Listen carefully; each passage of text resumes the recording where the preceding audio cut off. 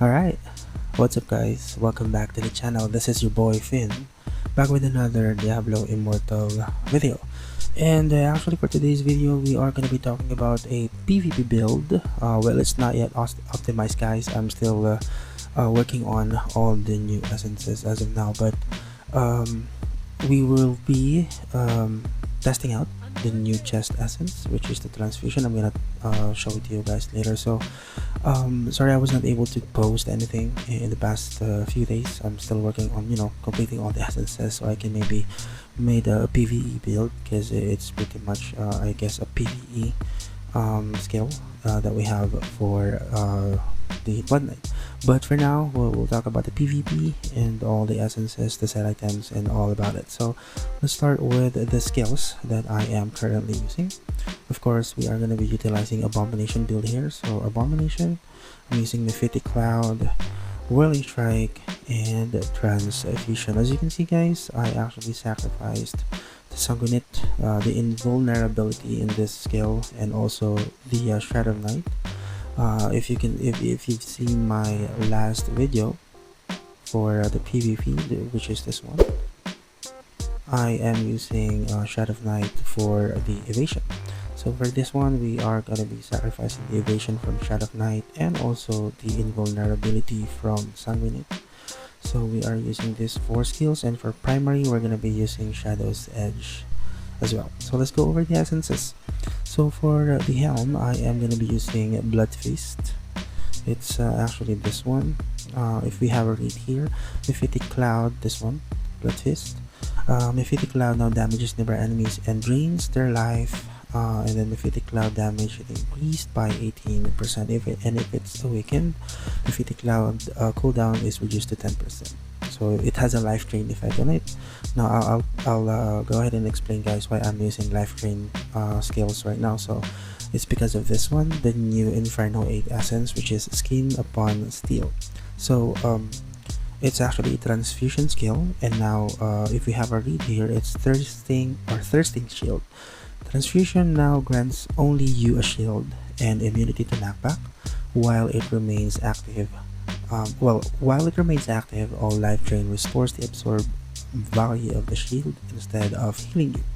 Transfusion will be automatically activated when your life is low, and shield effects is going to be increased by 10%. Transfusion cooldown is reduced by 10% if it's awakened. So this is like the Undying Rage, although there is a chance for you to die still, but it's really nice actually if you have life drain skills, because it's gonna boost the shield. I'm gonna show you a clip guys later after this. You're gonna see how the shield works. It's pretty much taking up all my life actually. The whole life bar that I have is actually only shield, so that's pretty nice. And then for this one, I also have the Inferno 8 essence for the Abomination for the shoulders, which is the normally call it, but it has no life drain effect on it, or no healing effect on it. That's why I used the melee one, which is the Anchored Agony. So Abomination no longer consumes anger. Instead, it continually consumes our life in order to damage and slow nearby enemies, and we also heal ourselves. So it's gonna synergize. So Mephitic Cloud has life drain, this one has a heal, also life drain effect, which is gonna synergize when the transfusion is activated. Now for the pants, I actually sacrificed the Twin Omen, and I used this one because since we are going to be using the Mephitic Cloud, I guess it's an additional damage as well. So we are going to be using Pants Seeker in Darkness. So Mephitic Cloud also increases all the damage that we deal to the afflicted targets by 22.8%, which is I think going to boost a little bit of our life drain when the transfusion activated. So for the first main hand, it's Shade Oblique, of course, although we are not going to be using that as much because we are going to be always in Abomination form. And then of course this one has a life drain or a healing effect as well, which is the second main hand, Maul and Response. So Counter Sweep, Whirling Strike now causes you to counter attack, damaging all nearby enemies when you take damage. Additionally, you heal yourself, so it's gonna boost as well the transfusion when it activated. And then of course for the first offhand finish Memento, it's an Abomination essence, It's going to increase our damage by 19%, and of course it's going to increase our movement speed as well when the abomination ends. And the last one is Grim Hound. So while abomination is active, the longer you remain near an enemy, the more damage you deal to them. So this is going to synergize with this as well, because we are going to be a melee abomination, so we are going to be near an enemy always. So as you can see, I am actually using set items, which is for mount banks for defense, of course, and also for Vithis Urges for attack speed and beneficial effect duration. So I don't know if you already know this, guys, but if you can see on my secondary stats, I have 4,900. It's not that high, but I have at least 4,000 armor, 4,100 armor penetration, potency, and resistance. So this is actually not the case. As you can see on my legendary items here, this is my original PvE. Actually, it has a lot of CR on it, but the secondary attributes is not that good. So I don't know if you already know this, guys, but if you used fortitude and willpower, you have to find them, of course. As you can see, it's gonna boost your armor penetration, your secondary stats, all of it actually is gonna be boosted. And the reason why I use all of this, I'm also using this one, the Grave Runner, is because it has an endure magic attribute, which is evasion rating is increased by 0.8%. So we don't have the Shadow of Night evasion, but we have this, and also evading attack. As you can see, I have 4 of 4 of endure here. I actually use them here, that's why I'm using all this legendary items. As you can see, I have evasion endure there, so it's gonna add actually on the defense mechanic that we have, of course. So that's just a little tip, I guess, that you can use if you want. You can use fortitude and willpower, you can find them.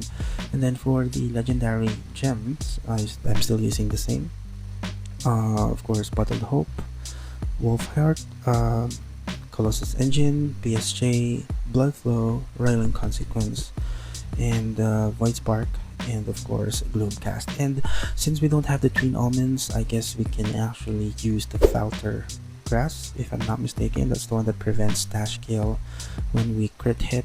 Of course, we can actually change one of these guys. Probably I'll change the Void Spark and use the Falter Grass. Now, as I mentioned, guys, we actually sacrificed the Sanguinate and also the evasion from the Shadow Knight for this build. So I'm not really sure if it's really viable, but it kind of worked on the PvP that I played a while ago. So for the pet, of course, we are going to be using the Savior pet that we have, and then for the Paragon, it's the same. I'm going to be using Gladiator with the Curse of Weakness. So that's basically all that I can show you guys, but let me show you how it works.